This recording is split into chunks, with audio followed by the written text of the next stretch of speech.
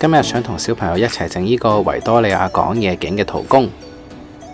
首先，我哋需要一個紙盒，然後我哋需要畫紙、紙碟、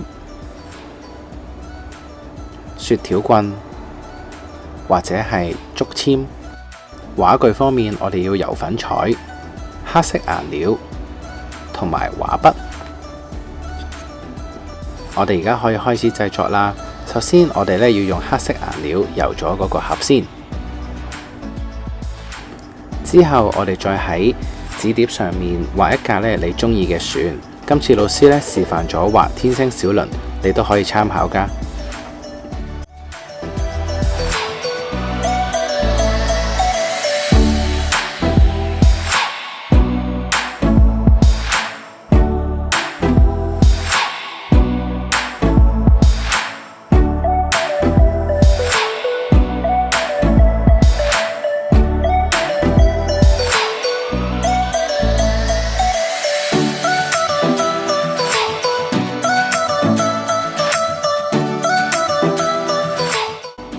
之後，我哋可以將天星小輪剪出嚟，陣間我哋會再用嘅。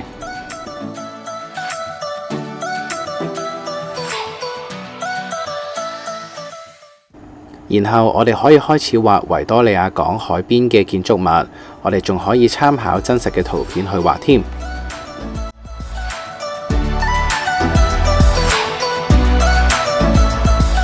完成之後，我哋可以開始着色，可以運用你嘅創意，為呢啲建築物油上唔同嘅顏色㗎。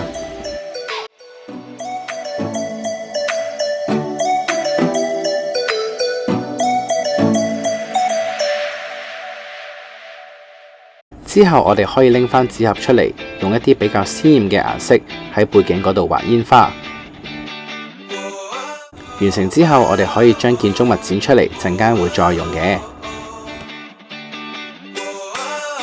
去到以下嘅步驟，請你要小心啦，可以請老師或者爹哋媽咪幫你喺盒嘅下邊界一條痕。完成之後，我哋可以將頭先剪咗出嚟嘅建築物逐一黐喺盒裏邊。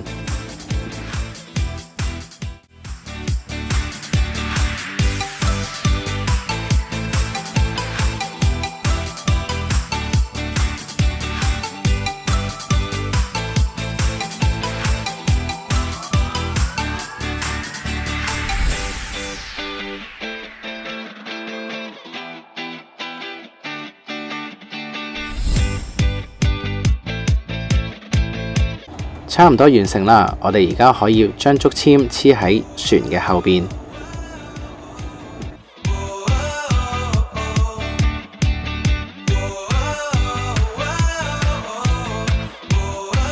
最後，我哋可以將船由上而下放入去頭先界好嘅坑紋裏邊，咁就完成啦。希望你鍾意呢份圖工啦，我哋下次再見。